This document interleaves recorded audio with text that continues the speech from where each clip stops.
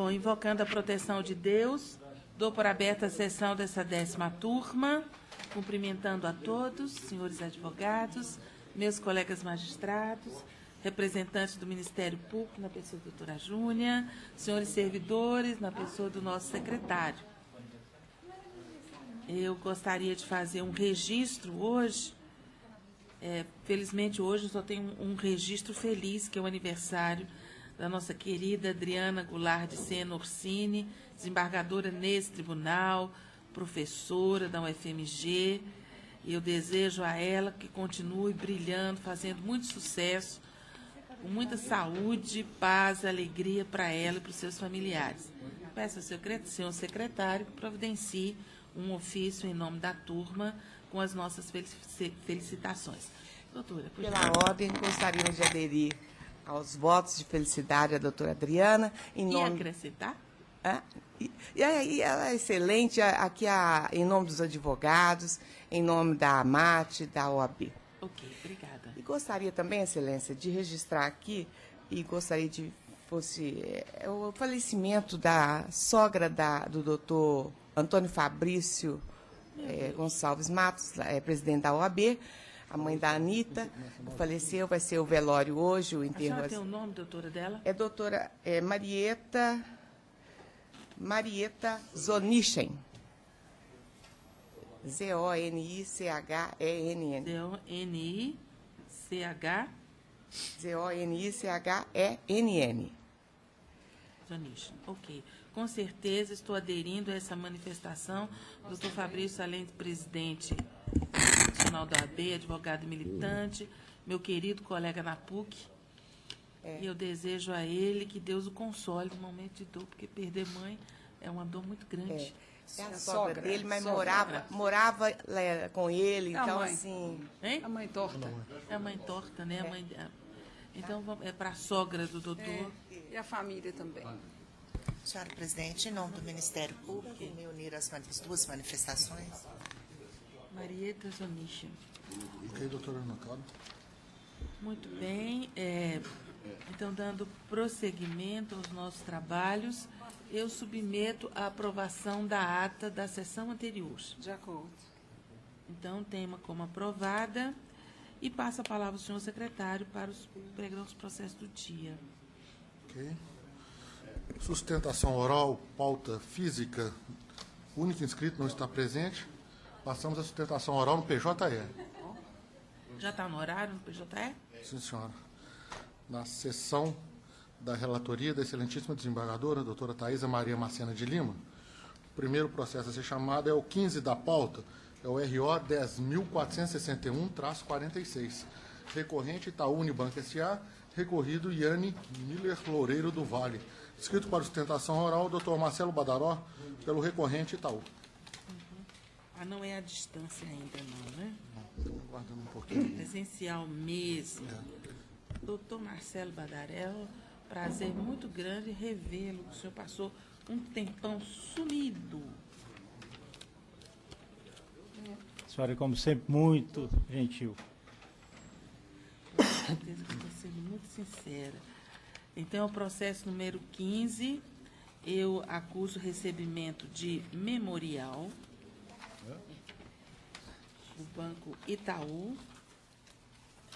Eu estou conhecendo o recurso interposto pelo reclamado, exceto quanto aos pedidos de afastamento do divisor 200 para apuração das horas extras pela aplicação da orientação jurisprudencial 394, de reconhecimento de natureza indenizatória da indenização por danos moral e afastamento de reflexos e observância da súmula 439 TCT, e para que o reclamante arque com os recolhimentos a ele devidos a título de imposto de renda.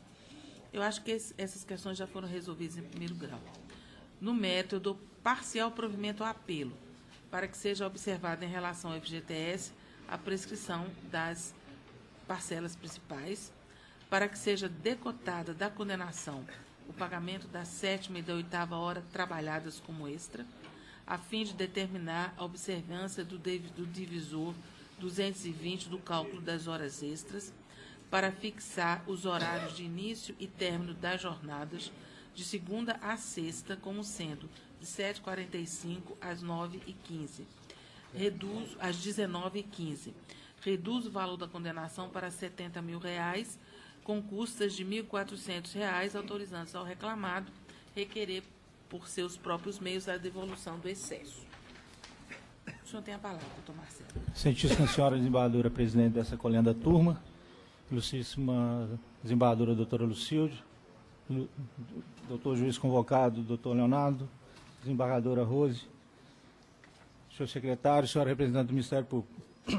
Em que pese o provimento parcial do apelo, excelência, o banco insiste principalmente com relação à questão da indenização por dano moral. O juízo de piso condenou o recorrente, o banco recorrente, numa indenização pela não entrega de um relógio de ouro, e foi estimado esse valor em R$ 5 mil, e uma indenização de R$ 20 mil em razão de um suposto ato discriminatório do banco por não ter convidado a recorrida, reclamante, para uma festa em homenagem àqueles funcionários que completaram 30 anos de serviço prestado. O fato é que, comprovadamente nos autos, a reclamante completou 30 anos de serviços prestados em 16 de 10 de 2008, porque ela era empregada antes da fusão que ocorreu em 2009 entre o Banco Itaú e o Banco Unibanco, sendo que foi juntado aos autos, inclusive, o requerimento protocolizado no CAD para a definição dessa fusão. Então, seria impossível, data vênia, um ato discriminatório, porque quando houve a fusão, ela já tinha completado 30 anos como funcionária do Unibanco. Então, nesses termos, pedindo que os demais julgadores acompanhem a proposta de voto de Vossa Excelência, insiste apenas na reforma contra o dano moral. E agradeço as gentis palavras de Vossa Excelência. Bom, a questão do dano moral aqui é delicada, porque eu recebi ontem pela empresa até uma proposta que veio de São Paulo para tratar desse assunto, e conversamos, e ela expôs, e que me ficou claro é que se a reclamante tivesse 29 anos, 11 meses, no momento da sua passagem para o sucessor, porque foi um caso de não sei se incorporação, me parece, e completasse os 30 anos, pela política do banco, ela receberia. Se fosse um dia antes, pela política do banco, ela não recebe. E eu acho meio estranho, porque se ele dissesse assim, é necessário ter 30 anos no banco, só no banco, mas por causa de meses, de dias, os outros que foram originários do outro banco recebem e ela não, eu acho que não é nenhuma discriminação tanto com os que ficaram no banco, que sempre foram do banco, mas com aqueles que vieram também. O que eu estou disposta ali seria até a aceitar a sugestão do doutor Leonardo de reduzir essa indenização para 5 mil.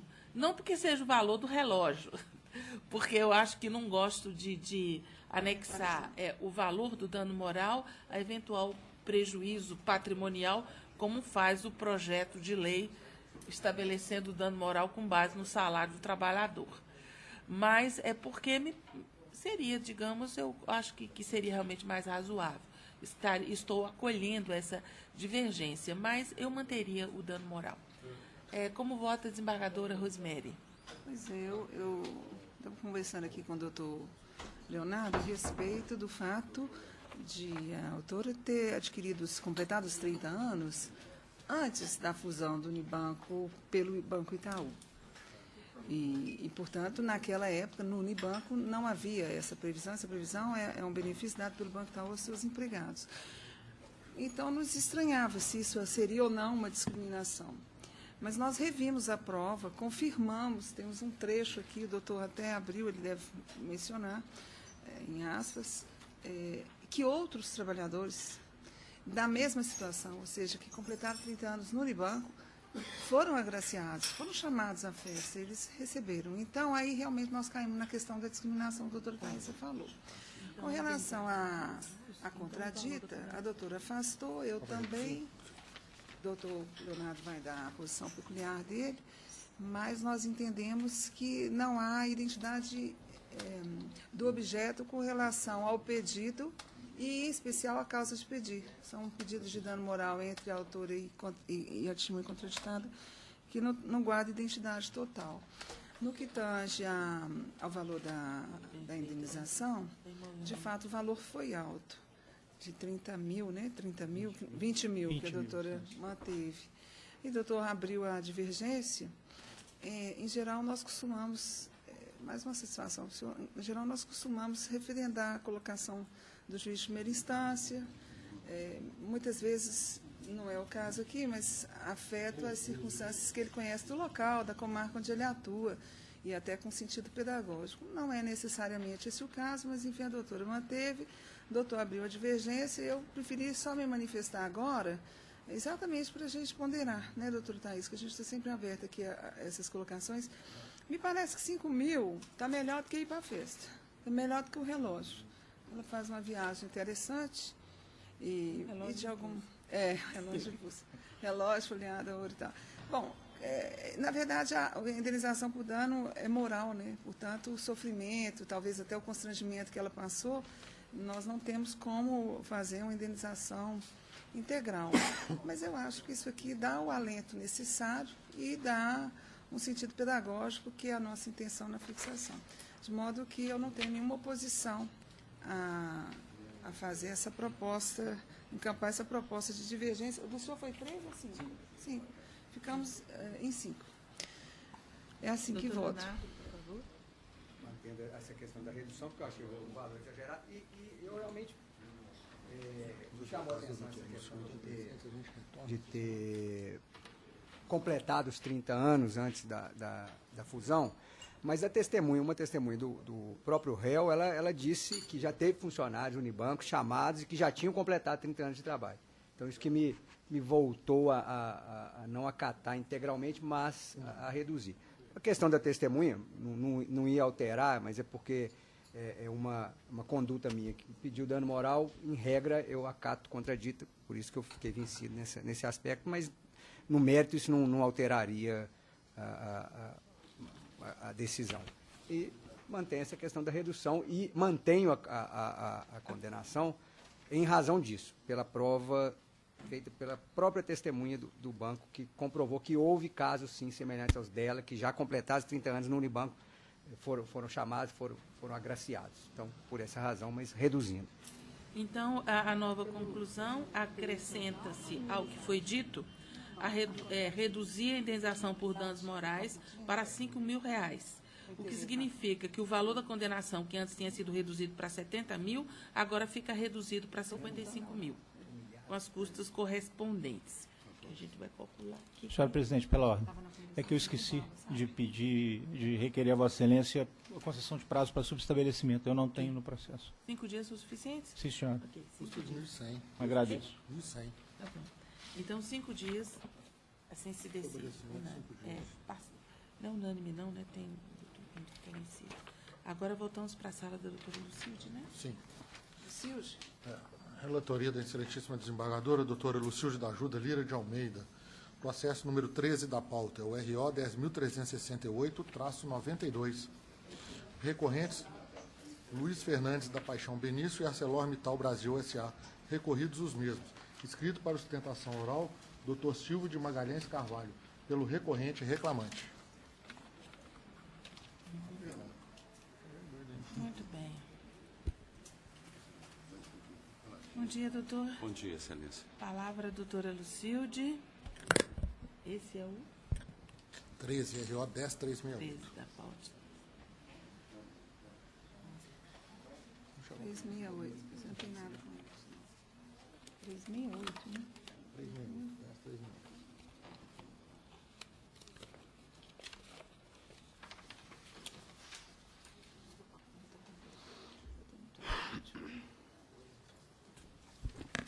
Bom dia, eu registro o recebimento de memorial, conheço do recurso da reclamada e do recurso adesivo do reclamante. No mérito, nego provimento a ambos os apelos.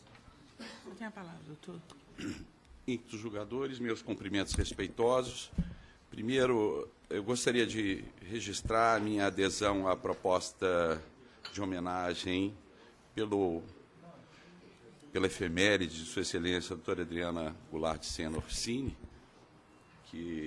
pessoa que eu acompanhei a carreira aqui desde o início. Lembro da primeira audiência de instrução que ela fez, ainda como juíza substituta lá na primeira instância aqui em Belo Horizonte.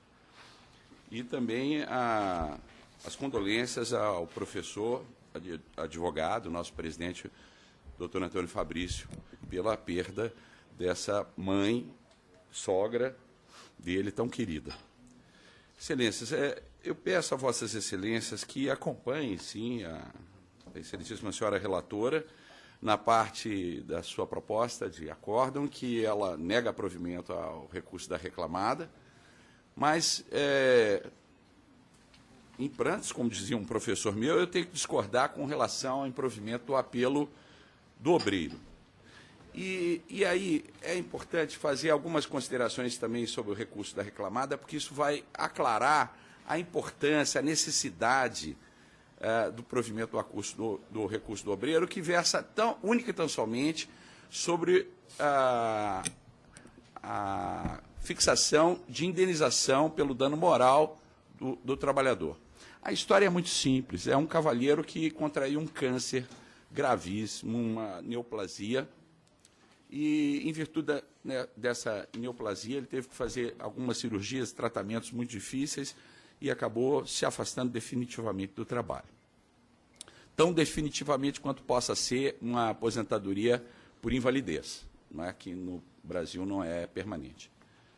Espero até que, com o avanço da medicina, o Luiz Fernandes da Paixão Benício consiga até voltar à atividade.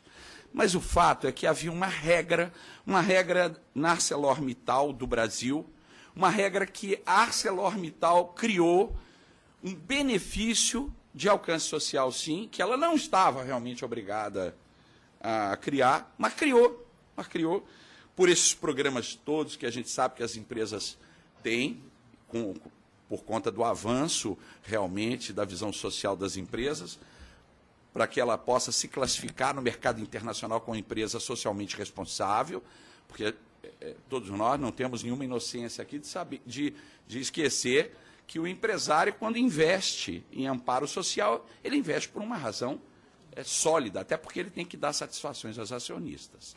Quando ele gasta, com certeza é porque o investimento vale a pena. E esse benefício vem descrito na exordial.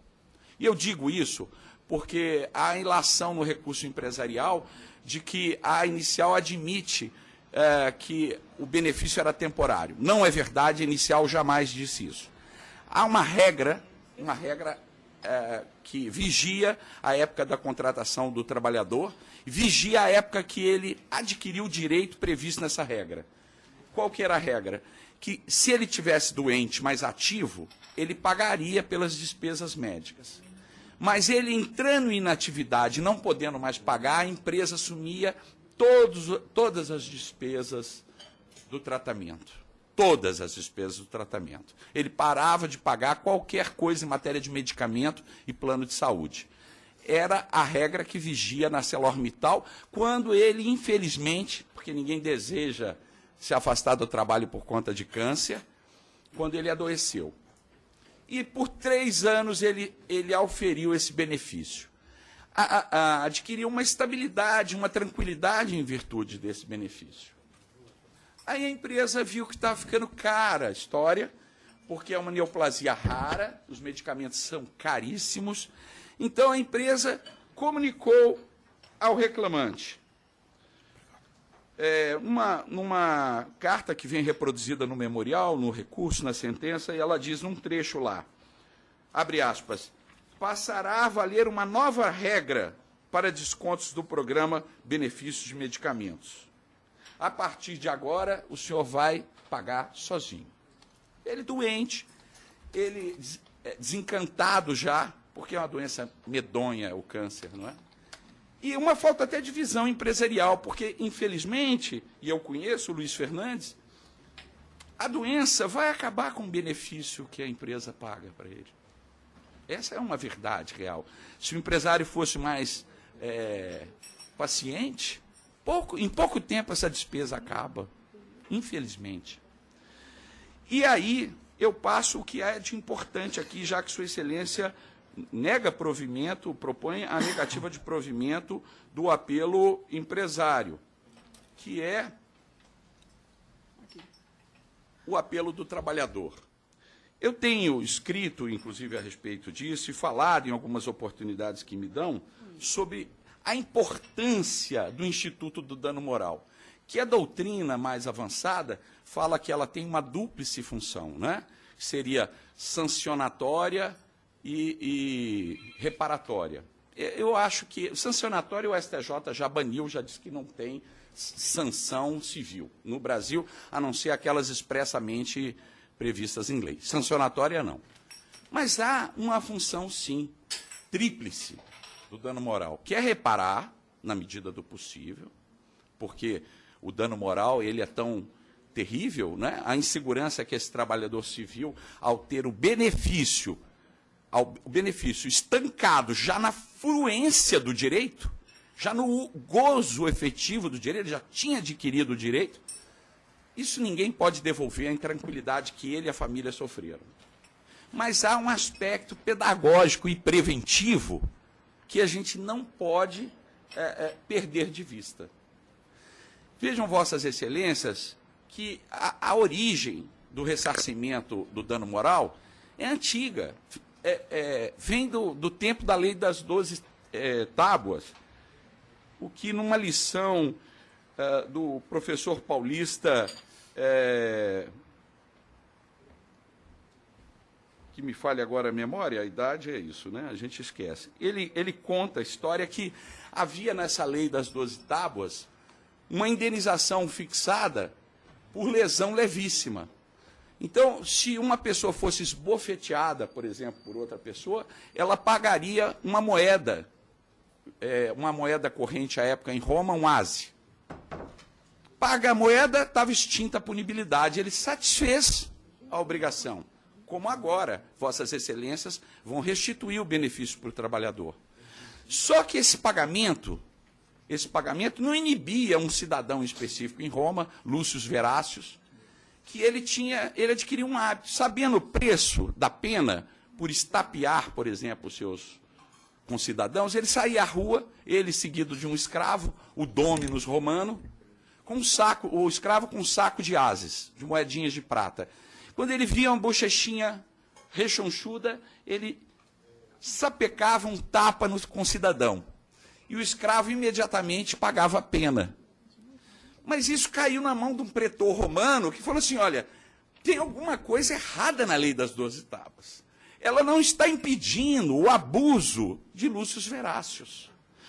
E aqui eu peço a Vossa Excelência que se debrucem uma vez mais nesse feito. A ArcelorMittal, ela desconhecia que ela não podia cortar o benefício de um canceroso? Será que nessa empresa, a maior empresa de aço do mundo, cujo proprietário foi, durante muitos anos, o homem mais rico do mundo, o indiano Mittal, será que nessa empresa não tem um advogado, um único advogado que aconselha, olha, nós não podemos cortar o benefício do canceroso, não. Isso, além de desumano, isso, além de imoral, no Brasil é ilegal. Na fluência do benefício não se pode modificá-lo. Porque eu sei que a empresa pode, inclusive, cancelar esse benefício. Mas não para quem já adquiriu o direito. Isso todos nós sabemos e nem precisamos aqui recorrer àqueles discursos de luta de classes, etc., partidário e ideológico. É uma questão basilar do direito em qualquer lugar civilizado. Então, Excelências, independente do preço que for fixado pela indenização, eu rogo a Vossa Excelência que uma vez mais se debrucem sobre esse feito, porque aqui é o caso, sim, de aplicação, nem que seja diminuto, de um valor de dano moral. Porque houve o dano da insegurança e é preciso o caráter pedagógico, porque se ela voltar a pagar, ela valeu a pena. Valeu a pena. Ela só vai pagar juros e correção monetária. Então, ela só deixou de pagar, agora vai pagar, está ótimo. Não perdeu nada com isso. Ela só deixou de lucrar. E, por fim, eu quero dizer, o último argumento, que a empresa, ela, no seu recurso, ela aponta 3 argumentos. Que apenas retornou à regra antiga, o que não é verdade, é mentira. Que teria elastecido provisoriamente o benefício e que isso estaria aprovado até pelo inicial, que é mentira também, como eu já demonstrei aqui. E, por fim, ela diz o seguinte, que esse trabalhador devia ser grato pelos 3 anos do benefício que ela recebeu. Ele fala assim no recurso, doutor, meu colega advogado. E esse aspecto da gratidão me incomodou. Eu acho, sim, que o trabalhador sempre deve ser grato ao patrão, pela oportunidade, pelo trabalho, pelo salário, porque tudo isso é sagrado. Tudo isso tem seu valor. Mas aqui é uma questão pragmática. Aqui não se está desconsiderando a necessidade de gratidão do empregado e do patrão mutuamente. Não. É a relação de solidariedade que ambos devem ter, mesmo em face de uma pessoa jurídica, né? Ser grato mesmo a uma pessoa jurídica. Mas o dano moral aqui é evidente. São essas considerações que eu gostaria de fazer a Vossas Excelências nessa minha tentativa de colaborar democraticamente com a prestação jurisdicional. Muito obrigado, Excelência. Bom, no recurso da reclamada, o recurso da reclamada foi negado provimento, mantida a decisão de primeiro grau, que mandou a empresa restabelecer o benefício que concedia ao reclamante de fornecer toda aquela medicação que ele necessita em função da doença grave que o acomete, sem cobrar nada dele por isso. Isso é uma regra da empresa que ela instituiu por liberalidade e, durante 3 anos, depois que já tinha se aposentado por invalidez, o reclamante continuou auferindo dessa benesse e realmente não se poderia suprimir isso, até pelo direito adquirido do reclamante. Mas eu acho que estender a isso um dano moral, eu já não estenderia, como também não fez o juiz de primeiro grau, porque o benefício era uma benesse da empresa. E conforme foi mesmo dito da tribuna, a empresa institui esses benefícios, mas depois eles começam a ficar muito caros, né, ao longo do tempo. E aí se vê a necessidade de mudar aqueles benefícios que foram concedidos, evidentemente que para o reclamante não poderia ser mudado, porque ele já recebia há mais tempo, a alteração não poderia ocorrer durante o contrato de trabalho dele, que se encontra suspenso, mas não se encontra definitivamente rescindido. Mas dano moral, eu entendi também que não existiu em função disso.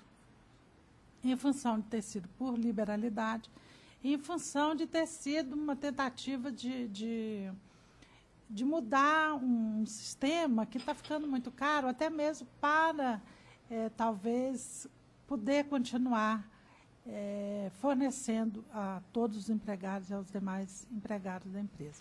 Então, a benesse foi restabelecida judicialmente, com juros e correção monetária, e por isso que eu estou mantendo o meu voto no sentido de danos morais não deferir. É o meu voto, senhora presidente. Bom, há um pedido de vista da doutora Rosemary desse processo e, por isso, vai haver suspensão do julgamento agora, depois do voto da relatora, e ele está automaticamente adiado para a próxima semana, que o senhor tem preferência para ser julgado, porque o julgamento já começou, ok? Perfeito. Eu só queria registrar o nome do professor que eu me esqueci, o doutor Valdir Florindo, inclusive ele teve mês passado aqui, sustentando aqui no TRT da Terceira Região, é advogado, ainda está inativa. Eu vou dar uma satisfação aqui que eu estou pedindo, porque eu estou verificando melhor aqui essa questão das datas. E o reclamante, o juiz de primeiro grau, a juíza, né, ela até lança aqui o afastamento do autor em dezembro de 2012. O plano, parece que foi em setembro de 2015 alterado, comunicado pelo menos ao autor em setembro.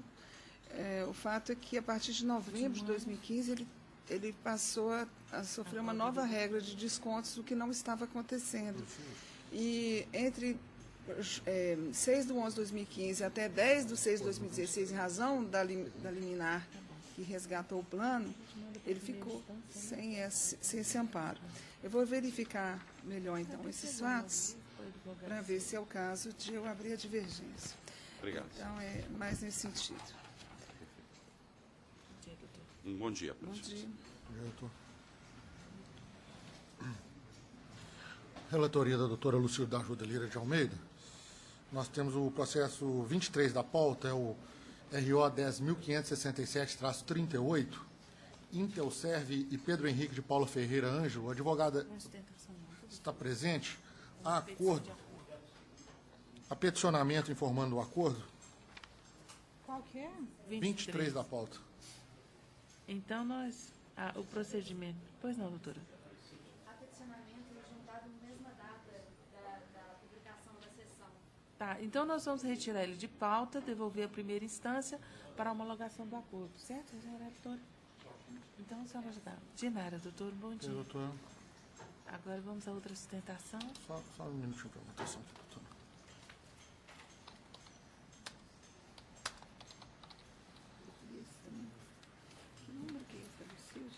O processo seguinte é o 16 da pauta, RO 10.395-25. Recorrente Adriano César Lima. Recorrido Banco Semear S.A. Escrito para sustentação oral, doutora Ana Carolina de Souza Dias, pelo recorrente reclamante. 25? 16 da pauta. Ah, é o 16 da pauta. Adriano César Lima. Exato.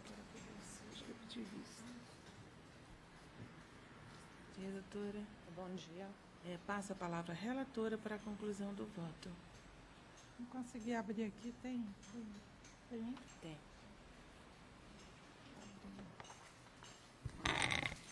Esse meu computador, ele é mais obediente. Conheço do recurso interposto e no mérito dou-lhe parcial provimento. Para acrescer a jornada fixada na origem, o labor em um evento no ano de 2015, realizado em Belo Horizonte, no sábado, com cumprimento de jornada de 8 às 16, mantidos os demais parâmetros da condenação. E mantenho o valor da condenação também. Meu voto. A senhora tem a palavra, doutora. Bom dia a todos, primeiramente. Excelência, com relação ao pedido de 7ª e 8ª horas extras, nós entendemos que ficou devidamente comprovado que o reclamante exercia função técnica e não função de confiança. Aqui, no caso, a própria preposta, ela afirmou que ela não sabia falar sobre os detalhes das atribuições do reclamante. A testemunha ouvida pelo reclamante era o seu gerente. Ele dispôs que era o superior hierárquico do reclamante e que poderia também alterar o serviço feito por ele. Dispôs também que o reclamante possuía um dispositivo para trabalhar em casa porque era o único analista com capacidade técnica para fazer a função. Eu falo isso porque um dos fundamentos que o juiz de primeira instância utilizou para indeferir o pedido de 7ª e 8ª era que o reclamante possuía esse dispositivo para trabalhar em casa. Só que aqui, no caso, a própria testemunha ouvida, a roga do reclamante, esclareceu a questão, falando que ele era o único que possuía esse equipamento, porque ele era o único que tinha capacidade técnica para exercer essa função. Por outro lado, a única testemunha ouvida pelo reclamado... O 15 de quem?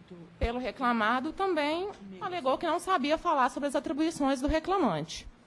Então, se a própria preposta afirma que não conhece os detalhes das atividades do reclamante, se a testemunha ouvida pelo reclamante e que era o superior hierárquico dele dispôs que ele conferia o serviço do reclamante, que ele validava o serviço do reclamante, e se a testemunha ouvida pela reclamada, a única testemunha, ouvida pela reclamada, dispôs que não tinha conhecimento das funções do reclamante, nós entendemos que o exercício da função de confiança ela não ficou confirmada. O outro fundamento utilizado pelo juiz de primeira instância para indeferir o pedido de 7ª e 8ª foi no sentido de que o reclamante estava subordinado diretamente ao ao gerente da empresa. Ora, a súmula 112 ela é clara e específica ao falar que o exercício ou não da função de confiança ela é analisada conforme as atribuições do funcionário. Então, o reclamante entende que o fato dele estar subordinado ao presidente da empresa não é motivo relevante para afastar o seu enquadramento no parágrafo, no artigo 224 da CLT.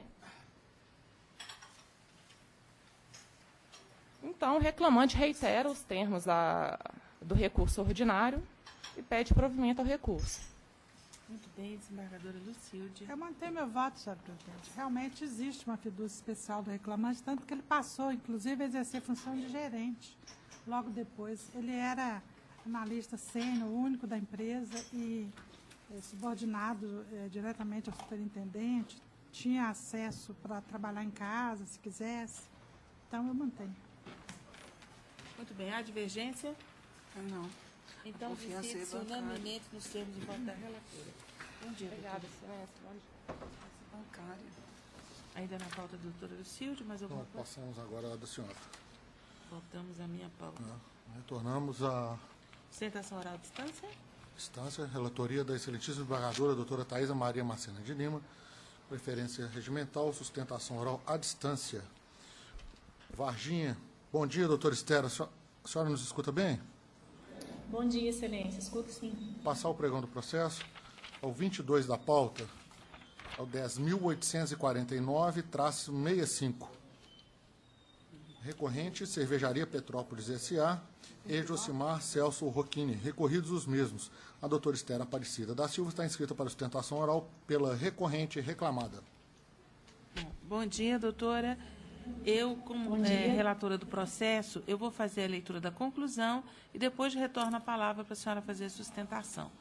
Bom, temos recurso de ambas as partes, eu estou conhecendo de ambos, mas estou mantendo a decisão de primeiro grau, julgando, indeferindo as pretensões recursais de ambos. A senhora tem a palavra.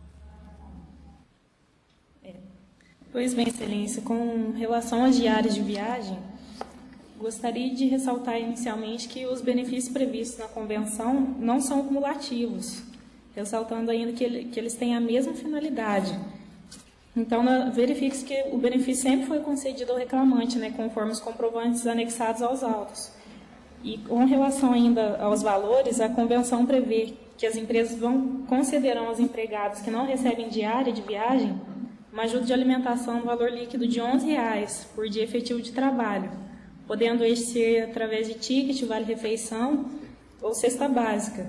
Portanto, os comprovantes que foram juntados aos autos foram muito além do previsto.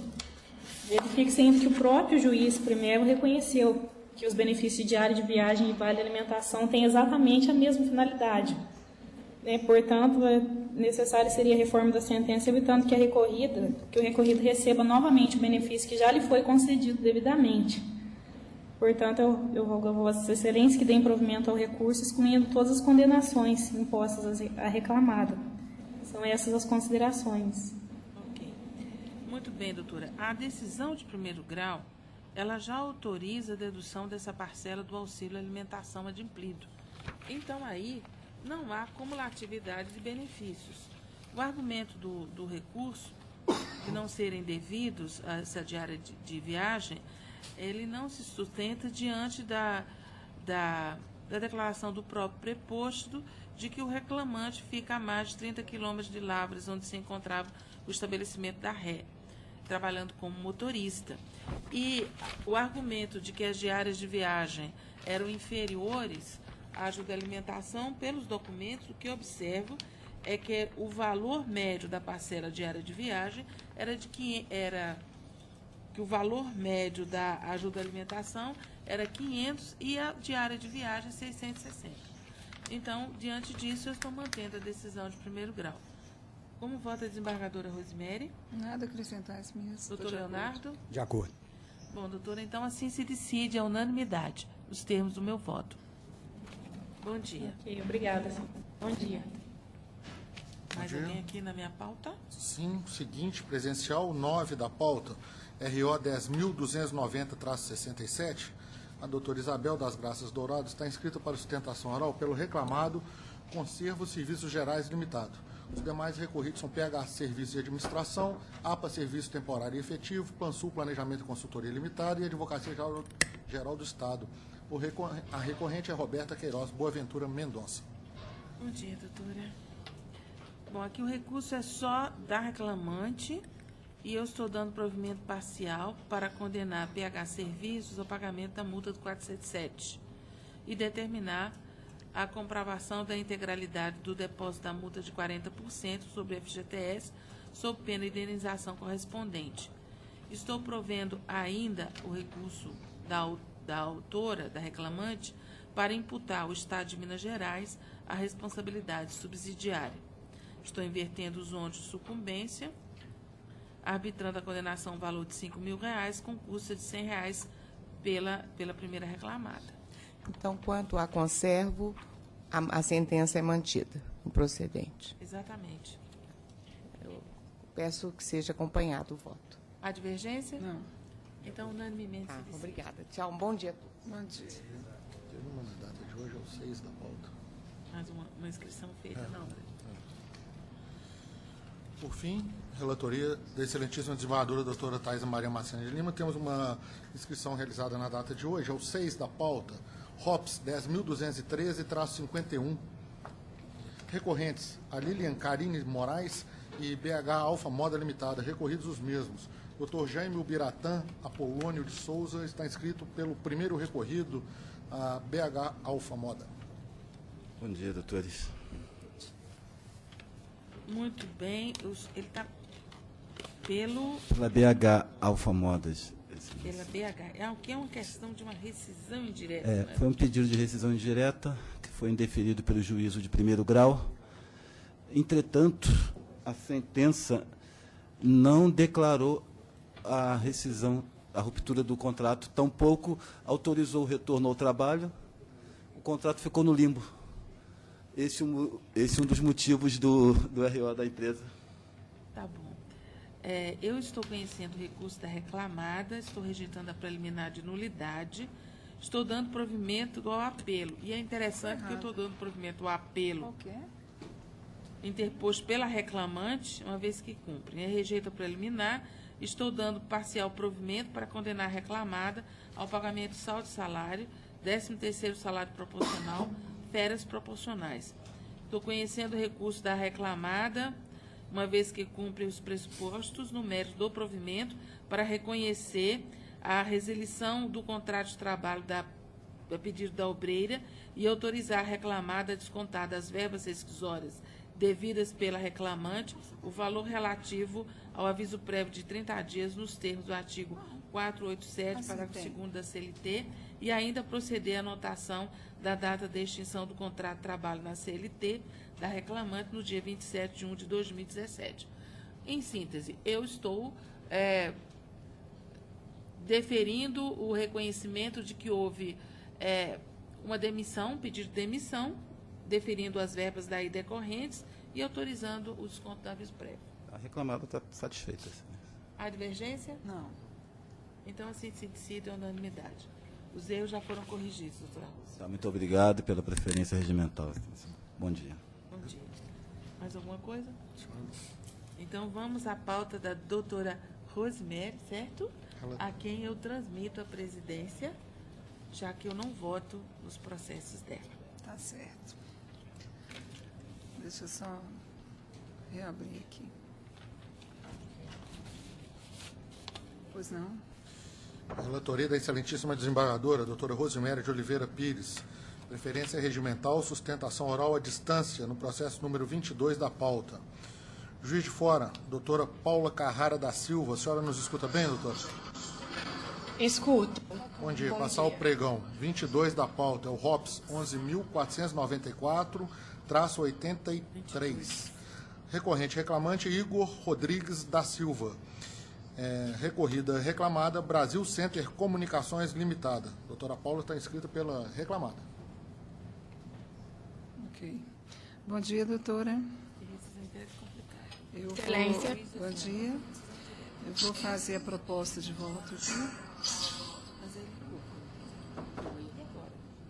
Ok. A senhora está pelo reclamante? Não, pela recorrida, Excelência, pela Brasil Center. Ok. Muito bem, a minha proposta é a seguinte: eu conheço do recurso ordinário interposto pelo reclamante, atendidos os pressupostos objetivos de admissibilidade. No mérito, nego provimento ao recurso, confirmando a sentença por seus próprios fundamentos, nos termos do artigo 895, parágrafo 1º do CLT. Atende à sua pretensão, eu vou só ver se há divergência e resguardo, no caso de divergência, sua sustentação. Pode ser? Doutora? De acordo. De acordo, Excelência. A senhora me ouviu? Sim. Então tá, eu vou colher os votos. Alguma divergência? Não há divergência, doutora. Isso atende seus propósitos, não é verdade? Sim, eu agradeço a atenção. Bom dia. Bom dia, senhora. Fica proclamado a conclusão. Nós temos o voto da relatora sem divergência. Bom dia, doutora. Fique com Deus. Bom dia. Mais alguma, minha? O seguinte, o doutor Edson está inscrito, pede para aguardar, está na sessão da 8ª turma. Tá mais não. Aquele aqui, ó. Doutor Edson, bom dia, está aí? Tá lá, mas Fala tá do aqui. senhor, doutor. Tá lá, Pois não não. tá não, a gente Bom dia. chegou, o senhor foi super É porque perseguido. os anjos são invisíveis. E qual o processo? É meu É o também? 16 da pauta, sim, senhora. 16 da pauta é o ROPS 11.142-47. O doutor Edson Antônio Fiuza Gutierrez está inscrito pela Mari Metal Leve S.A., que é a recorrida reclamada. O recorrente é Cleiton José Antunes. Tá certo. Bom dia, doutor. Bom, a minha proposta, para poder balizar o interesse na sua sustentação, é a seguinte. Eu conheço do recurso interposto pelo reclamante das contrarrazões enviadas pela reclamada, a tempo e modo, pressupostos de admissibilidade confirmados. No mérito, eu dou provimento parcial ao recurso do reclamante, condenando a reclamada a pagar 59 minutos extras por dia, efetivamente trabalhado, em virtude de horas em itinério. As horas extras deferidas serão apuradas com base nos parâmetros que são os seguintes: observar-se os registros de frequência colacionados aos autos, já que é por dia efetivamente trabalhado, assiduidade, acréscimo do adicional de hora extra, previsto nas normas coletivas da categoria, com o divisor 220, reflexo sobre 13º salários, férias, mais um terço, aviso pré-proporcional, FGTS mais 50% e repouso semanal remunerado. Para fins previdenciários, eu declaro a natureza salarial das parcelas deferidas, exceto quanto aos reflexos sobre férias indenizadas e FGTS mais 50%, e com isso eu inverto também os ônus de sucumbência, condenando a reclamada ao pagamento dos honorários periciais fixados na origem em R$ 1.000. Arbitro o valor da condenação em R$ 7.000, com custos pela reclamada no importe de R$ 140. O senhor pode sustentar, doutor? Pois não. Obrigado. Senhora desembargadora presidente, senhoras desembargadoras, senhor desembargador, senhor e senhora secretária. Senhor presidente, aqui pedindo bem a sua excelência, a doutora desembargadora relatora, o que acontece nesses processos? São 100 processos que o advogado depôs contra a empresa. Em todos os casos tem acontecido o seguinte: sempre pedindo bem a sua excelência, a doutora desembargadora relatora. Em alguns nós não temos tido sucesso, realmente. Em outros, tais como nesse caso, em que houve uma perícia bastante ampla e que a douta juíza tem acolhido, e o tribunal também o faz, quando se julga improcedente a ação, o tribunal tem confirmado. E nesse caso, a respeitável sentença, ela, data máxima vênia, ela julgou a ação improcedente. Que nesse caso, não há que se falar em horas itinerárias. Ela o faz com argumentos sólidos, mas sempre respeitando o douto entendimento, de que, no caso, não há que se falar em horas itinerárias. Por quê? O laudo pericial, as partes concordaram que o autor se utilizava do transporte da aviação Nova Serrana, que o tempo de deslocamento que entrava no veículo até a catraca é de 25 minutos e 18 segundos. Que as partes concordam também que na ida para o trabalho há transporte público regular, pela chamada aviação Bonança. E as partes também concordaram que para casa há transporte público regular da aviação também Bonança. E tendo em vista o que aconteceu nessa demanda, as partes, A instrução foi encerrada, sem qualquer admoestação por parte do autor. Então, nesse caso, senhor presidente, espera-se, pois, porque aqui também é um acréscimo, salvo melhor juízo, que há uma concordância quanto à existência de transporte público regular. Então, espera que seja mantida a respeitável decisão, que, nesse caso, também julgou a ação totalmente improcedente, indeferindo a pretensão recursal do autor, por todos os argumentos adotados pela respeitável sentença. E ainda há um outro aspecto, alinhado até com a súmula 90 do egrégio TST. E é o artigo 58 também da CLT. E outra coisa, durante todo o contrato de trabalho, o reclamante nunca fez qualquer demonstração, nunca reclamou, nunca teve problema, nunca teve. E nesse caso aqui, e a sentença até tem sido, em outros casos, bastante severa com a empresa. Bastante severa, analisando a perícia, concluiu. Nesse caso é o que conclui a perícia. Então, espera-se, pois, senhor presidente, que seja desprovido o recurso da empresa. Porque sua excelência deve ao autor, acho que 59 minutos, né? Dezembro mais tranquilo. Sim. Então, espera-se, pois, que seja mantido. 57.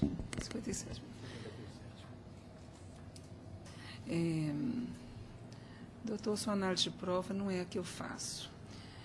Houve, de fato, a subsistência de uma controvérsia em relação a essa matéria e, com a concordância das partes, foi determinada a utilização de prova emprestada, no caso, a prova técnica pericial, realizada nos autos do RT da reclamação trabalhista 10443.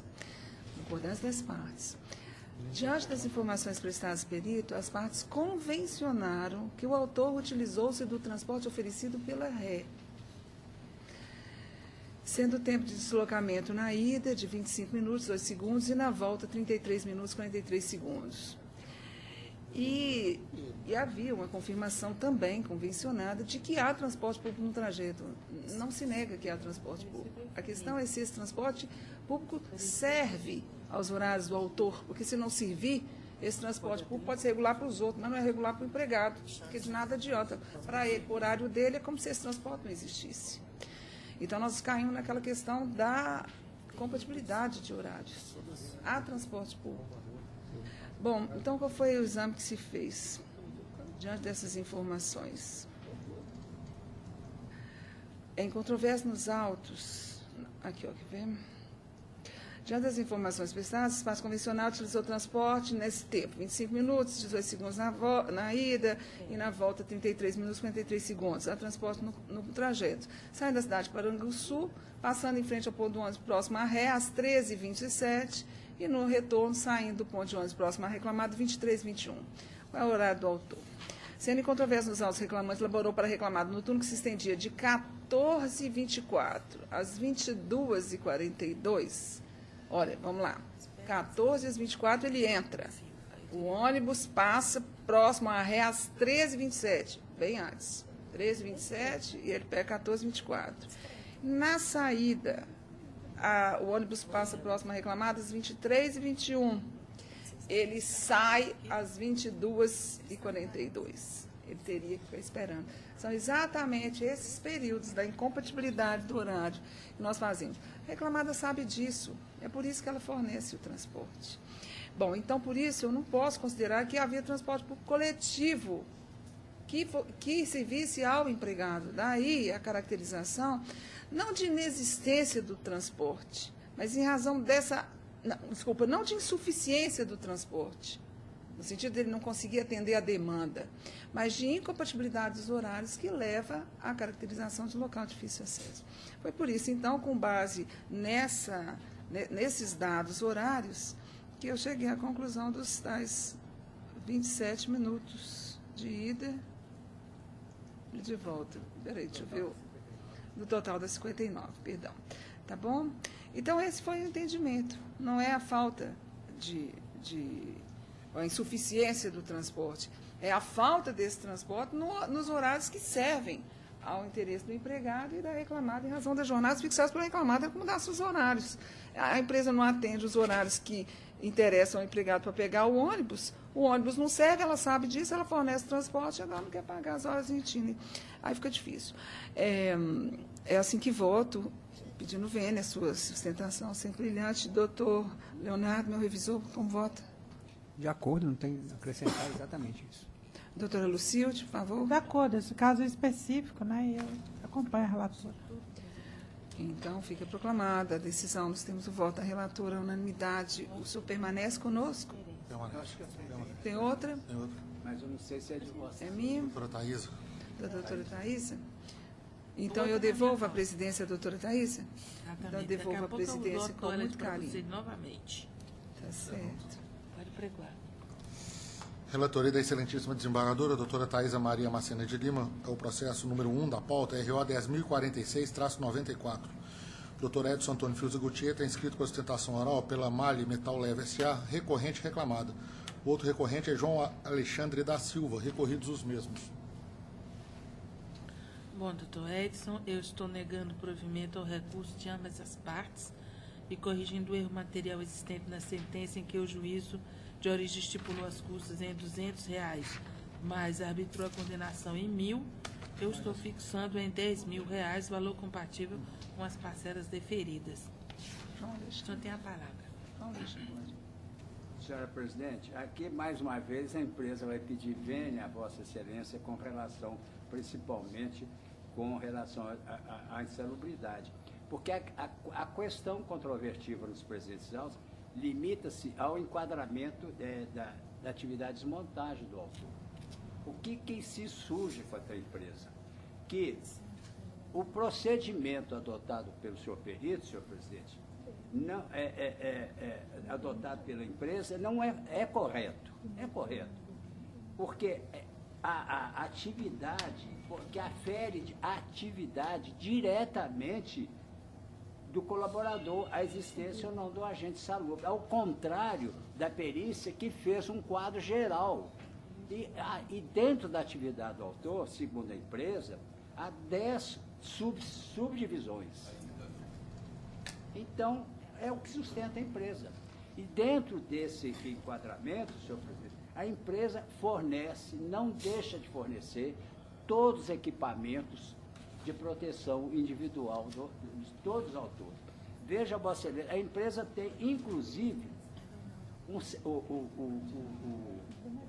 certificado de sistema de gestão de saúde e segurança ocupacional. E para que se adquira esse certificado, a empresa passa por uma análise muito ampla. Então, ficou consignado que a empresa toma todos os cuidados para a proteção de saúde de todos os seus trabalhadores. Quanto ao recurso, e também tem um problema, novamente, das horas itinerárias. Mas, mesma coisa, Excelência, que a opção é do empregado, que o transporte é mais seguro, que ele não é obrigado a usar o transporte da empresa. Então, a empresa entende que, data máxima vênia, não há que se falar no deferimento da hora itinerária, porque a empresa fornece o ABNS. Agora, se há uma incompatibilidade, se há insuficiência de horário, sustenta a empresa, respeitosamente entendimentos em contrário, não se pode debitar à empresa essa falta, essa insuficiência, mesmo porque a empresa, ela funciona praticamente dentro da cidade de Itajubá. Então, espera-se, pois, que com relação ao recurso da empresa, que seja provido seu recurso, e com relação à proposta de voto também, com relação ao recurso do empregado, o mesmo seja mantido por Vossa Excelência, que não lhe deu provimento. É o que se espera, e muito obrigado. Desculpe pela insistência nos temas que estão colocados para apreciação de Vossa Excelência. Aqui, com relação às horas itinerárias, eu estou me alicerçando no laudo, mas também na declaração do autor e do réu, que admitiram determinados fatos como verdadeiros. E eu estou listando esses fatos, dizem respeito aos turnos que o reclamante trabalhava e o tempo de deslocamento. E a questão é não é só a ausência, mas também a compatibilidade com os horários da empresa. Pois se o ônibus existe, mas não serve para eu pegar o turno no horário determinado pela empresa, nem me atende na saída do trabalho, toda a jurisprudência é consolidada no sentido de que é devida. E a questão do adicional de salubridade, eu também estou aqui me lastreando no laudo pericial que trata da situação do reclamante e eu não vi elementos que fossem suficientes para descaracterizar. Então, eu estou mantendo o meu voto. Há divergência? Não. Então, se decide a unanimidade. Obrigado. Bom feriado a todos. Bom mês, doutor. Voltamos à pauta, doutora Rosemary. Doutora Rose encerrou. Encerrou, então vamos agora. Doutor Leonardo. Doutor Leonardo. Sala da relatoria do excelentíssimo juiz convocado, doutor Leonardo Passos Ferreira. O primeiro processo é o 7 da pauta, RO 10.215-11. Nenhum tem.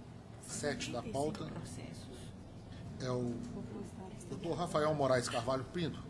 Está inscrito para sustentação oral pela recorrente reclamada Barra Point Shopping Center. Os demais recorrentes, Rômulo Barbosa Lacerda e Rafael Barbosa Lacerda, recorridos os mesmos e Japão Matrix Restaurante e Alimentos Limitado. 7. Bom dia, doutor. Muito bem, eu passo a palavra ao doutor Leonardo para a leitura da conclusão do voto. Pois não. Eu estou conhecendo os recursos interpostos pelas partes e acolhendo a preliminar de arguida para declarar a incompetência territorial do juiz da Vara do Trabalho de Cataguases para julgamento da controvérsia, anular a sentença e demais atos decisórios proferidos e determinar o retorno dos autos à vara de origem para devida remessa ao órgão territorialmente competente para apreciação do litígio, o juiz do trabalho do Rio de Janeiro, vinculado à primeira região, prejudicadas as demais questões. Espero que todos acompanhem o voto do relator. Há divergência? Não. Então, unanimemente se decide. Obrigado. 10 da pauta. O 10 da pauta é o RO 10.285-81. A doutora Alice Valadares Pereira está inscrita apenas para assistir pelo recorrente reclamante Viansky Costa Rosa. O outro recorrente é Magazine Luiza S.A. Recorridos os mesmos. Ela não tem uma vogal. Muito bem, doutor Leonardo. Estou conhecendo os recursos. No mérito, nego provimento ao recurso da reclamada e dou parcial provimento ao apelo do reclamante para crescer a condenação, o pagamento dos reflexos dos prêmios por produtividade em repousos, 13º, férias mais 1/3, aviso prévio e FGTS mais 40%, mantendo o valor da condenação por compatível. Há divergência? Então, unanimemente se decide. No 34 da pauta, o RO 11.067-38, a doutora Alice Valadares Pereira está inscrita pelo recorrente reclamante Eliana Henrique Medeiros. Reclamada é via varejo. Recorridos os mesmos. Apenas para assistência também, doutor? Ok. Ok. Pode fazer a leitura da conclusão, doutor Leonardo? Conheço dos recursos, no mérito do provimento parcial ao recurso da reclamada para excluir a condenação ao pagamento da indenização substitutiva do uniforme no período de 1º de fevereiro de 2015 a 3 de outubro de 2016 e dou provimento parcial ao apelo da reclamante para condenar a reclamada ao pagamento de 1 hora extra pelo intervalo intrajornada suprimido na forma do artigo 71, parágrafo 4 da CLT, súmula 437 do TST e 27 do Tribunal, mantido os parâmetros de apuração determinados na sentença e o valor da condenação por compatível. Há divergência? Não, de acordo. Então, unanimemente se decide. 11 da pauta, RO 10.299-19. O doutor Tiago Salles Rocha está inscrito para sustentação pelo recorrente e reclamante Carlos Augusto Abreu de Jesus. Os demais recorrentes são CRH Sudeste Indústria de Cimentos S.A. e Lafarge Brasil S.A. Recorridos os mesmos e Bradesco Saúde S.A. Bem, bom dia, doutor. Passo a palavra ao doutor Leonardo para a leitura da conclusão do voto e...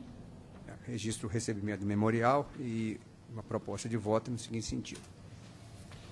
Conheço dos recursos interpostos pela segunda reclamada, pela primeira reclamada e pelo reclamante, com exceção da insurgência da primeira ré relativa à expedição de ofício. rejeita prejudicial de mérito suscitada no recurso da segunda reclamada. No mérito, dou provimento parcial aos recursos da primeira e segunda reclamadas para determinar que a baixa a ser anotada na CTPS seja 21/12/2012, observância a projeção do aviso prévio indenizado legal e convencional. Excluir da condenação a obrigação de assegurar o imediato restabelecimento do plano de saúde ao autor nas mesmas condições de cobertura assistencial de que gozava quando da vigência do contrato de trabalho. Excluir da condenação o pagamento das seguintes parcelas: indenização equivalente ao período da estabilidade pré-aposentadoria, 24 dias, indenização equivalente ao custo da contribuição previdenciária do período da estabilidade pré-aposentadoria, multa convencional aplicada pela não observância da estabilidade pré-aposentadoria, indenização por danos morais correspondente às despesas médicas arcadas pelo autor após a rescisão contratual. E dou provimento parcial ao recurso do reclamante para determinar que as CCTs adunadas com exordial sejam aplicadas a todo o período de vínculo empregatício do autor. Determinar que os índices de reajuste salarial a serem anotados na CTPS e considerados para fins de quitação de diferenças salariais e incidências reflexas sejam aqueles estipulados nas CCTs adunadas com exordial. Acrescer a condenação o pagamento das seguintes parcelas: abono de férias previsto nas CCTs apresentadas com exordial relativamente aos períodos aquisitivos 2010-2011, 2011-2012, 2012-2013, 2013-2014 e 2014-2015, observados os estritos termos dos referidos instrumentos.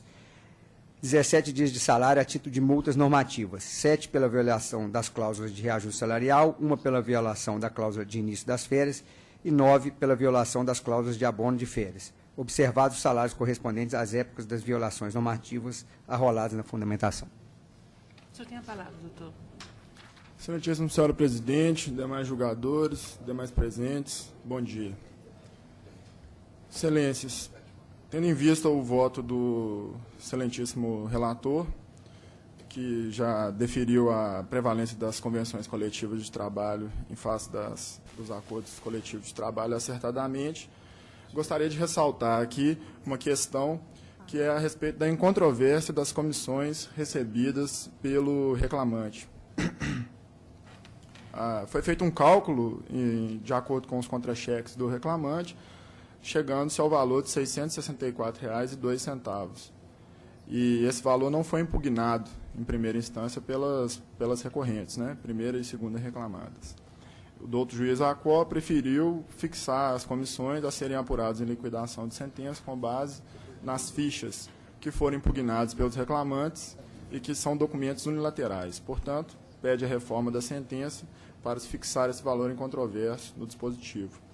Outra questão que pelo que eu compreendi, não foi aceita, né, no recurso autoral, foi em relação aos danos morais, excelência. O reclamante ele tinha 11 anos de empresa, faltando 24 dias para a sua aposentadoria, foi dispensado sem justa causa, sendo que as convenções coletivas prevêem uma estabilidade até 2 anos antes da aposentadoria. Essa estabilidade foi desconsiderada. Inclusive, ele tinha direito ao plano de saúde, conforme eu vou alegar daqui para frente, e esse plano foi cortado. Ele teve que arcar com as despesas do plano de saúde e de alguns atendimentos que ele teve, no valor de R$ 2.500, algumas coisas que não foram cobertas nesse período, e teve que pagar do próprio bolso os 24 dias para se aposentar. Então, a gente colacionou jurisprudência, considerando que se trata de uma hipótese, 2 hipóteses de dano moral em ré ipsa, que a própria ilicitude gera os danos morais, portanto, requer reforma nesse ponto também. Quanto ao recurso das reclamadas, das primeira e segunda ré, primeiramente, foi ultrapassada a questão do grupo econômico, o vínculo anterior a 2007 também o relator parece que negou provimento. Agora, quanto ao conhecimento e o provimento do recurso para se afastar a manutenção do plano de saúde e as decorrências da estabilidade em aposentadoria, a gente gostaria de ressaltar aqui que trata-se de uma norma da CCT, da última CCT do vínculo de trabalho do reclamante, que informava que existia uma estabilidade pré-aposentadoria. Não sei o fundamento pelo provimento do recurso, mas a questão é que, se é que era necessária uma comunicação dessa pré-condição, foi feita uma ressalva no próprio dia da homologação da rescisão.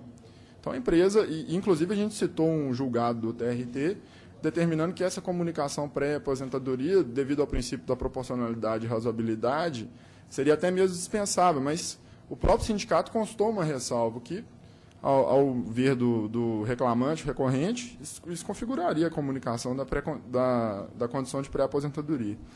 Quanto ao plano de saúde, o plano, existe um documento nos autos que demonstra que esse plano era participativo, contributivo. E as próprias fichas financeiras demonstram que o reclamante contribuía nos seus contra-cheques com esse plano de saúde. Portanto, da mesma forma também, houve um e-mail e também na rescisão, no sindicato também foi feita essa ressalva, que demonstra que foi comunicado o interesse dele em permanecer com esse plano. Portanto, pede que seja afastado o recurso, dado não provimento ao recurso das primeira e segunda reclamadas, quanto à manutenção do plano e as decorrências descritas na petição inicial, bem como a aposentadoria sejam deferidos, mantidos na sentença, os danos materiais e as multas que previam que essa estabilidade de aposentadoria deveria ter sido respeitada. Essas são as considerações do reclamante. Doutor Leonardo. Por parte, ver se eu não saltei nada. Em relação às comissões, o que foi na média de comissões de ter mantido a decisão, por entender que a documentação dos autos não permite chegar à conclusão de que dessa média de R$ 764, e há, inclusive, com base que não foram juntados com a inicial todos o período de 12 meses imediatos anteriores à rescisão, e as fichas financeiras não foram apontadas nela, divergências nesse sentido. Por isso eu mantive a decisão de primeiro grau. Bom, quanto à questão pulando aqui, da pré-aposentadoria, o que eu, no meu entender, levou à reforma é que a norma coletiva, e não à toa, até por se tratar de benefício, estabeleceu que teria que ter uma comunicação. E eu entendo que essa comunicação é anterior, tem que estar induvidosa e tem que ser anterior à rescisão do contrato. E, no momento da homologação, eu entendo que, embora tenha a ressalva, que não foi oportuna essa comunicação. Então, a razão é essa.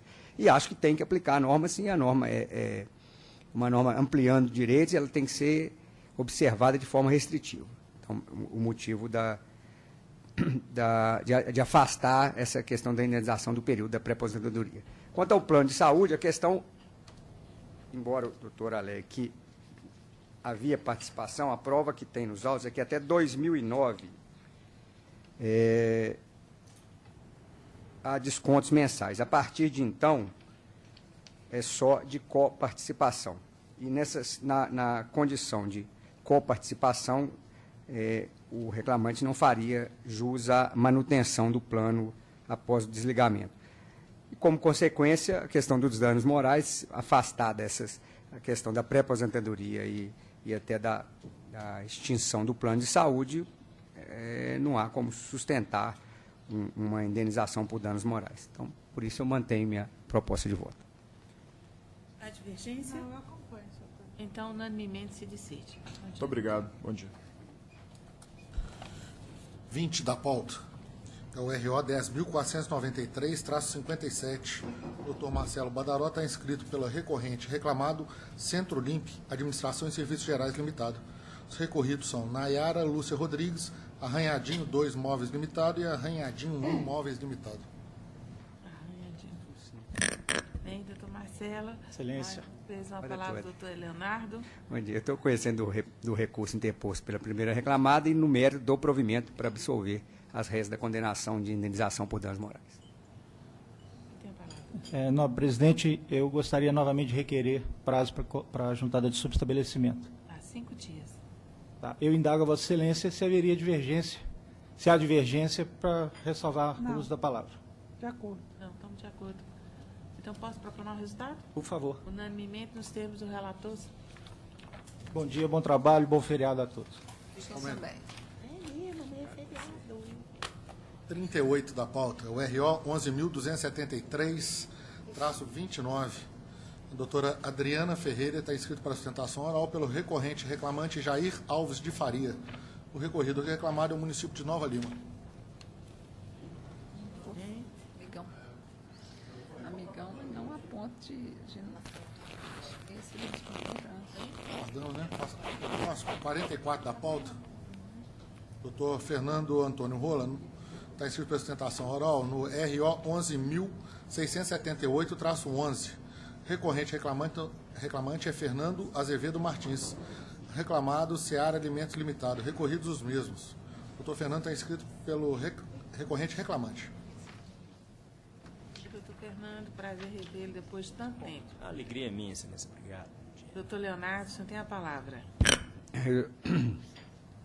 Eu não conheço do recurso interposto pela reclamada por irregularidade de representação processual. Conheço do recurso interposto pelo reclamante no mérito do provimento parcial para excluir da condenação a determinação de limitação dos cálculos periciais por pedido ou, quando ausente o valor do pedido, o valor dado à causa. E para condenar a reclamada a quitar a indenização por danos materiais no montante de R$ 150 mensais para ressarcir as despesas pelo uso e desgaste do veículo do reclamante. Para os fins do artigo 832, parágrafo 3º da CLT, a parcela deferida possui natureza indenizatória. Em face do provimento parcial ao recurso do reclamante, que afastou o limite pecuniário da condenação e defere a indenização pelo uso do veículo, bem considerando a apuração contábil realizada nos autos, arbitro a condenação ao valor de R$ 510 mil, com custas de R$ 10.200, deduzidas as já pagas. Perfeito. Só se houver divergência, excelência, pode ser? Posso proclamar o resultado, Lucilde? Sem divergência. Então, unanimemente nos termos do voto do relator. Bom dia, obrigado. Prazer. Até a próxima. 38 da pauta. RO 11.273-29. A doutora Adriana Ferreira está inscrita pela sustentação oral pelo recorrente reclamante Jair Alves de Faria. O recorrido reclamado é o município de Nova Lima. Muito bem. 38 da pauta, né? 11.273. De quem que é? Jair Alves de Faria, município de Nova Lima. Doutor Leonardo, conclusão do voto, por gentileza. Conheço do recurso e, no mérito, negando provimento. A senhora tem a palavra, doutora. Excelentíssimos desembargadores da 10ª turma.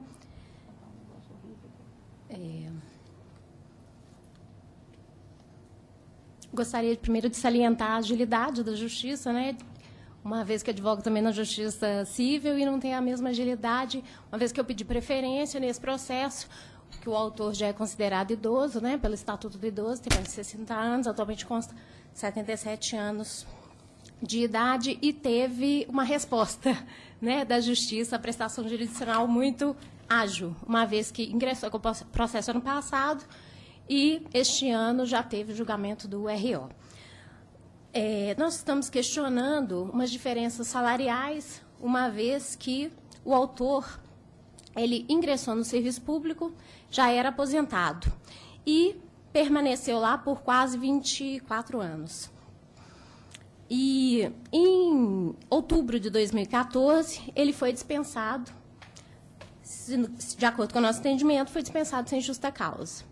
Foi recontratado um dia depois, foi dispensado em 1º de outubro de 2014, foi recontratado no dia 2 de outubro de 2014, com vencimentos inferiores ao que ele recebia, ou seja, eu aponto na petição inicial quais são as reduções salariais que ele teve, que no caso ele recebia R$ 7.141,09 e passou a receber R$ 4.767,76.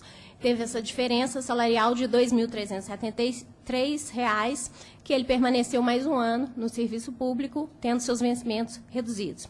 A questão é controvertida, haja vista que eu junto os inúmeros acordos desse egrégio tribunal, alegando essa irredutibilidade salarial que seria proibida. A questão que o juiz de primeiro grau considerou, citando a emenda constitucional 88, de 7 de maio de 2015, artigo 40, a lei é de maio de 2015, ou seja, ela iria retroagir para prejudicar o autor, porque o autor, em outubro de 2014, é que ele foi dispensado. Então, se ele foi dispensado em outubro de 2014, pelo município de Nova Lima, ele teria que receber o aviso prévio e multa de 40%. Farta jurisprudência deste egrégio tribunal também. Por isso, eu peço vênia aos senhores, sei da dificuldade da ação, o réu está até aqui, o autor está até aqui presente, porque fez questão de acompanhar, sabe das dificuldades do município. O município, inclusive, o novo prefeito está sugerindo uma reforma administrativa até para acabar com o FGTS, né, do servidor público, não sei se os senhores estão sabendo, porque aí está sendo votada pela Câmara Municipal de Nova Lima esses dias. Então, a partir, né, de uma determinada data, os funcionários da Prefeitura de Nova Lima, cerca de 4.000, 4.500 funcionários, não terão mais FGTS, que é uma economia, cerca de 17 milhões de reais por ano, que o prefeito está. Eles vão ter a Previdência, né? Vão ter o desconto previdenciário, mas não vão ter o fundo de garantia. Até porque, ressalto essa nobre turma pela agilidade que deu no processo, haja vista que o autor... Eu pesquisei, o município de Nova Lima tem mais de 500 processos, né, trabalhistas atualmente. Então, eu até ressalto a agilidade, porque senão, como eu falei com o autor, ele iria entrar numa fila e poderia até não estar vivo para receber a resposta da sua insatisfação. Então, eu peço vênia para que Vossas Excelências considerem, né, a questão da multa dos 40%, que não lhe foi paga nesse contrato, que ele foi extinto em que ele foi demitido 1º de 2014. Não se pode falar que a rescisão foi por aposentadoria, porque ele já entrou no serviço público, ele já era aposentado pelo regime geral da Previdência Social, e o aviso prévio que não foi pago. Obrigada, Excelências. Muito bem. Doutor Leonardo. Pois não.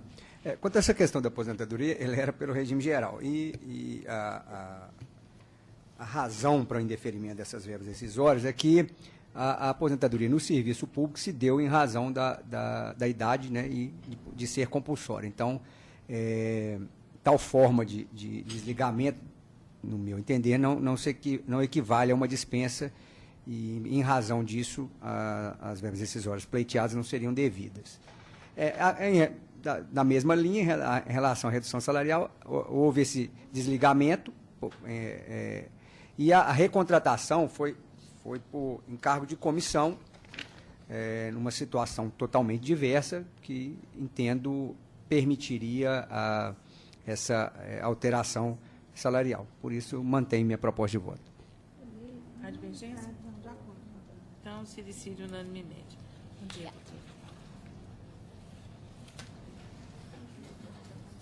Por fim, inscrição realizada na data de hoje, no processo número 42 da pauta. O doutor Alex Santana de Novaes está inscrito pelo primeiro recorrido.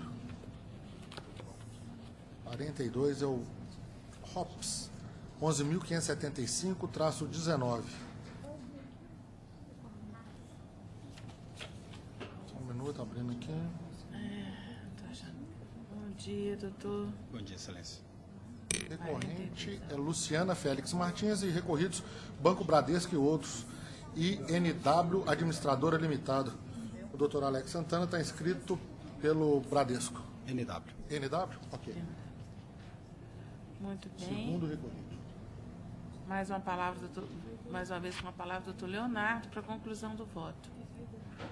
Conheço do recurso interposto. Acolho preliminar para reconhecer a legitimidade passiva do segundo e terceiro reclamados. No mérito, dou o provimento parcial ao apelo para declarar a ilicitude da terceirização perpetrada pelos réus e, consequentemente, determinar o retorno dos autos à origem para apreciação dos demais pedidos à luz da presente decisão, de modo a se evitar a supressão de instância, não se enquadrando a hipótese no disposto no artigo 1013, parágrafo 3º do CPC, subsidiariamente aplicável, vez que ainda se faz necessária a análise probatória das demais matérias correlacionadas à ilicitude de terceirização ora reconhecida. Doutor Alex, você tem a palavra. Ilustre senhora desembargadora presidente, nobres membros da turma, ilustre relator. Excelências, o caso é de terceirização, chamada terceirização, mas entendemos nós que de uma atividade específica, atividade de cobrança. A reclamante se ativava na cobrança, tem sua subordinação a NW e a nenhum dos outros réus. Temos uma novidade com relação à terceirização, que é a Lei 13.429, que inseriu no mundo jurídico 75. as empresas prestadoras de serviço. 42. E, aqui parafraseando a sentença que foi publicada no site do TRT,